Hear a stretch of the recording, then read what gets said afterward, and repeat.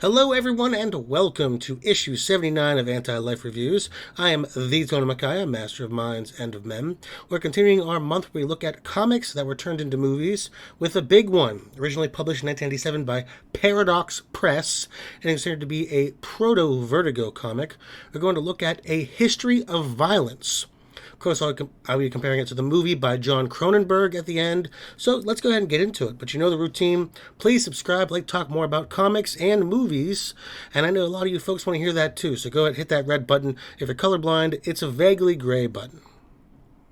Let's talk about the writers and artists on this. The writer on this is John Wagner, an incredibly important British writer, probably most well known for his co-creation of one Judge Dredd. And I think a lot of American fans don't really realize how important Judge Dredd was or is to the British comic book scene.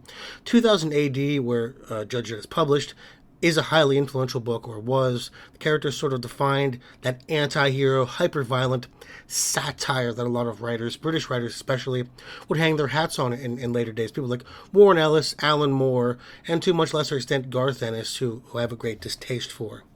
The artist on this is Vince Locke, an interesting and compelling artist. Also worked on a lot of Judge Dredd.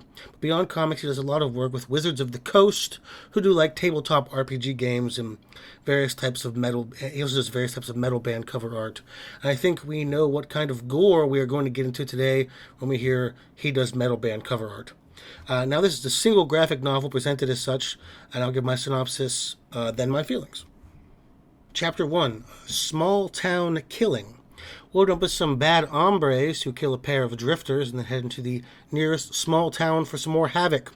And of course stop at Tom McKenna's diner. Now old Tom is loved by everyone in town. He has a wife named Edie and a son and daughter. He also has a missing part of a finger on his left hand. Now Tom notices these fellas ain't on the up and up, especially when they threaten him, but thankfully Tom uses his quick wits, some damn fine coffee, and hot too, and a deft hand to take down the two, killing one of them. And with that, Tom becomes a local hero. But Tom's life is also ruined. Well, the town is excited. Tom wants a quiet life, and now there is a strange black sedan that has come to town. And it's not long after two strange New York types, Italians, come in with a third man, a Mr. Torino, an old man who is surprisingly deft, with a missing eye and some facial scarring. He says he knew a guy like Tom, man who owes him a debt, oddly enough. This man was missing a finger too, and Torino has that finger in a small jar around his neck, and he calls Tom Joey. After some small brouhaha, the three leave and local law enforcement talk to them, to no real avail. They didn't do anything necessarily wrong, but he ran their names, and of course, they're mafioso, gangsters, Los Costa Nostra. But even then, Tom says he has no idea who they are. The mafia guys begin to lightly harass Tom and his family, but what seals it is when Mr. Torino sees Tom's son, Buzz, who looks exactly like a young Joey, the man they're looking for. So they, of course, kidnap Buzz. Leads to a big showdown on Tom's lawn. The phone line is cut. Edie and their daughter hide in the cornfield as Tom levies a rifle at the men who have his son. Tom shoots a propane tank nearby, killing one of the men. He then shoots the other as Buzz runs, but in the shootout he's wounded by Torino. Torino beats Tom with his cane and is about to kill him, but Edie shoots Torino multiple times, killing him.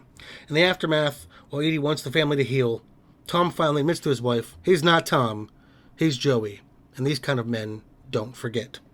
Leading into Chapter 2, The Brooklyn Murders. This chapter is almost entirely flashbacks, so Tom, who was Joey then, we're going to talk about him and his friend Richie. So it's Richie's brother Steve being killed, who was working for the Manzi crime family. Johnny Torino is their hired gun. And that's who killed Richie's brother Steve. $500 was all Steve's life was worth, and it eats Richie alive. So he decided, along with his friend Joey, to get back at the mafios guys and get in the thick of it. They start robbing mob warehouses and whatnot, but it's not long before they run afoul of Manzi's men. We learn Richie is playing a long con. He has a plan. Revenge for his brother. At the mob restaurant, on the day when all the collections from the city come in, they're going to kill Manzi and walk away with a fat sack of cash. Joey doesn't know, but his grandma needs an operation, and so that finally solidifies it in Joey's mind. He needs to commit this crime. So the two spend days away training, preparing, buying guns, learning how to use them. They even get some tear gas from a survivalist. Not to mention they get some Boy Scout uniforms. Then they act, opening firing on the men outside, killing as many gangsters as they can. Richie far more than Joey, before Richie kills Lou Manzi, head of the family himself. And they get away with it for a little bit, but Richie's like his brother, flashy, couldn't keep his mouth shut. And he runs into Johnny Torino after getting involved with a dirty broad. And it's not long until they get to Joey, too, as he feels the bite of Johnny Torino's axe and loses his pinky finger on his left hand. But he uses some razor wire to blind and disfigure Torino, getting away. And that's when Joey dies and Tom McKenna is born. Meanwhile, some detectives show up to talk to Tom. We found out Johnny Torino survived the gunshots. Chapter 3, With Evil Intent. I'm going to just refer to Tom Joey as Tom for the remainder for the sake of conciseness. And we get a call from Richie, long since thought to be dead, 20 years now. Calls Tom. We can tell something horrific has happened to Richie. We see him in quite the state. The scope of the horror is not something we realize just yet. He tells Tom that he has to pay up. Meanwhile, Johnny Torino is healing up nicely and has lawyers on his side. While this is happening, the detectives positively ID the finger Torino has, and it belongs to Tom. Tom is taken in by the cops and admits everything. Sadly for the cops, they had not properly Mirandized Tom, and when his lawyer arrives, he shuts down the interview. That night, Tom gets a disturbing call from the new head of the Manzi family. At the same time, Johnny Torino is killed for disobeying orders right in the hospital. The New York City DA wants Tom to come testify just to clear the case off his books, he says. Tom is under no threat of jail time, and despite this being a bad idea, Tom and Edie head off to NYC. They're given a police escort of sorts, and the cops that ride with Tom are proud of what he did, cleaned up the streets for a little bit. They drive through Tom's old neighborhood, gone to drugs and gangs, and he visits his grandmother's grave, telling her he's finally come full circle. He's given a safe motel room with cops at the door and some pepper spray. During a meeting with the DA, Tom admits everything. They tell Tom about the new Manzi running things, Little Lou, the son of the man Richie killed. Tells him he thinks Richie might still be alive, but they kind of shrug. They can't really help Tom. Federal protection is for current witnesses, and he has no new information on anyone that's alive. So Tom figures he needs to handle things himself. He gets a message to Little Lou via his lawyer and buys a fake cast. Of course, it's not long before Little Lou contacts Tom. Tom evades police and his wife to get into a car with some mooks. Thankfully, the police notice, and they have some assumption of where he might be going. They arrive at a shady warehouse, Tom does, and Tom springs into action, pepper spraying and shooting one of the mooks and incapacitating the other. He then flees further into the warehouse, where a chase ensues. Tom manages to take out the men using his wits and runs to the remains of Richie. A real horror show, missing an eye, scarred head to toe, no arms or legs, no real genitals, barely resembling a person. He can sort of talk. Tom is just over himself seeing this, and that's when Little Lou appears, beating Tom with a bat, shackling his arms and putting him up on a hook after beating him with the bat. The cops arrive, seeing one of the injured mooks outside, and head in. Little Lou drills into Tom's leg with a power drill, but Tom manages to fight back, driving Lou into the ground and grabbing the gun he had, but it's empty. So Lou beats on Tom for a little bit, then grabs a chainsaw. But Tom uses the chains on his hands to trip Lou, who dies as he fell over, the chainsaw driving into his neck. Before the police arrive, Richie begs for death, and Tom suffocates his friend, ending his misery. As Tom is wheeled out by the ambulance, he tells Edie it's all over. Overview. I'm going to go over the individual chapters first, then my comparisons to the movie, and my final thoughts.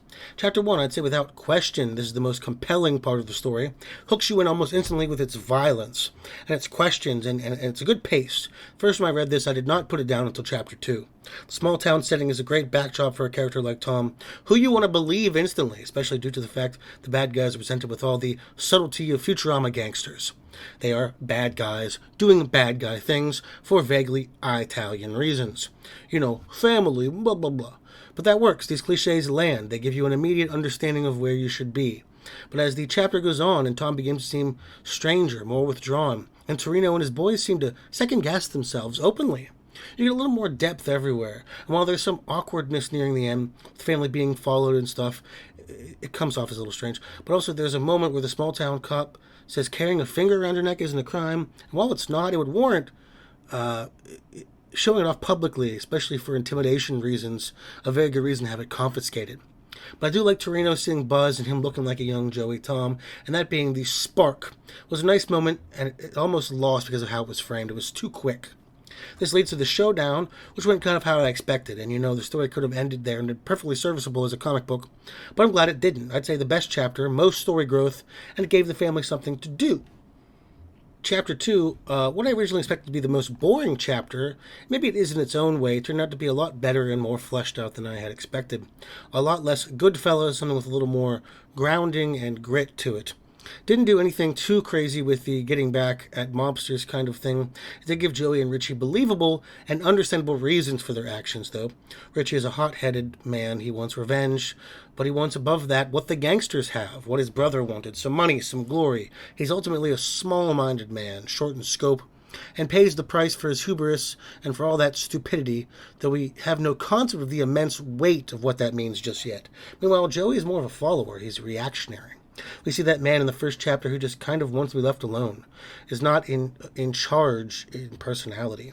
It's just a change in situation. He's very much like that when he's younger, which I think is kind of a disappointment about the character. He doesn't take much of his own path. He just reacts to the crappy things around him when he has to. The worst part of this chapter is the training montage where they go to Pennsylvania to hang out with a survivalist. Kind of glossed over because its tone is awkward, adds little except planning, and it feels a little more like padding. Ultimately a better chapter than a flashback one has any right to be.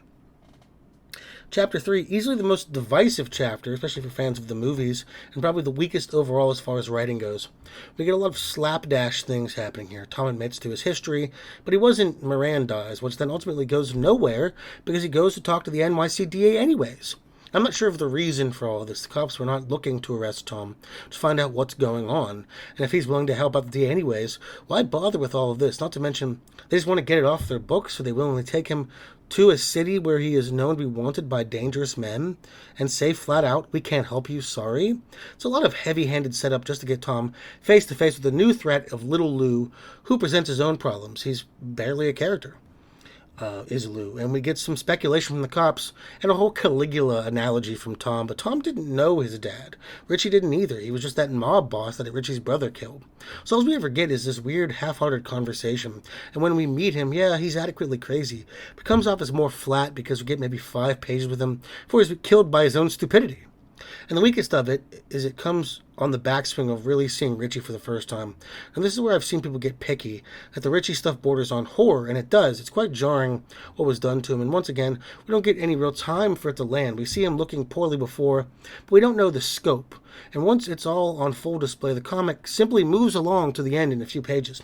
I don't know, this chapter needed 10 pages or more so just to flesh things out. Because once Lou dies, Richie is put down. It ends with no real anything. Oh, it's over. No one will ever come after you again. Yeah, I can see some issues here, despite it being an intensive and interesting chapter. Now onto the movie comparisons. So besides the glaringly obvious one, moving from Italians to Irish mobsters, which is always a move I support, we get a lot more fleshed out of the family. Tom, Edie, and Jack, who replaces his son Buzz, get a lot more time as a family, a lot more of the affect, the lies Tom persisted on are important instead of kind of being, well, background stuff. Barely hinted at. We see no real tension in the family in the comics, almost at all. Even with Edie, she gladly goes with Tom to New York so she can shop, despite a fucking sword of Damocles hanging over his head. Jack has tension with his dad, who his dad is, and how it affects who he thinks he is. The daughter is useless and forgotten about almost totally in both, though. But this gives Tom more of an active participation in the story, instead of a reactionary one I had kind of criticized. Viggo Mortensen brings out Tom's aggressive nature and makes Tom a man who will go to lengths to protect his family and his life, and it kind of cuts out all the police involvement in its own way. This brings me to my problem with the movie, the third act.